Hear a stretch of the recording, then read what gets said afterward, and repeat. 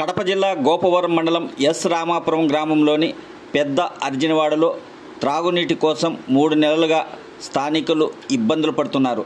సమస్య పరిష్కరించాలని అధికారుల చుట్టూ నెలల తరబడి తిరుగుతున్నా పరిష్కారం కాకపోవడంతో ఆవేదన వ్యక్తం చేస్తున్నారు. రాజకీయ నాయకులు ఓట్ల కోసమే వస్తారు, సమస్యలు పట్టించుకోరు.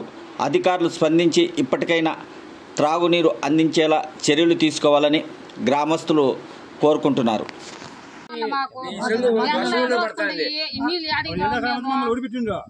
కాదు ఏడకని పోయి మాట నిద్ర పలికి ఆడికి పోతానే ఉన్నాం కానీ మాకు నీళ్ళుగా వస్తారు చేసేవాళ్ళు లేదు. దయచేసి మాకు నీళ్ళు వస్తారు చూడండి.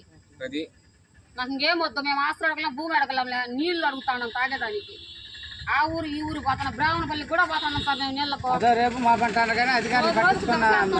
నీళ్ళు వచ్చే లేరు, వస్తాను సార్లు పోతాను తీసుకుంటాను.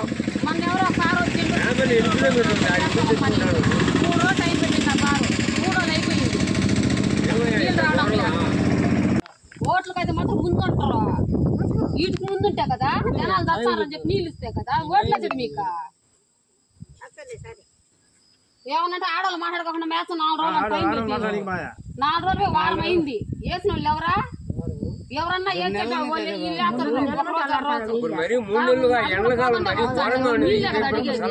అడుగుతున్నామా మేము?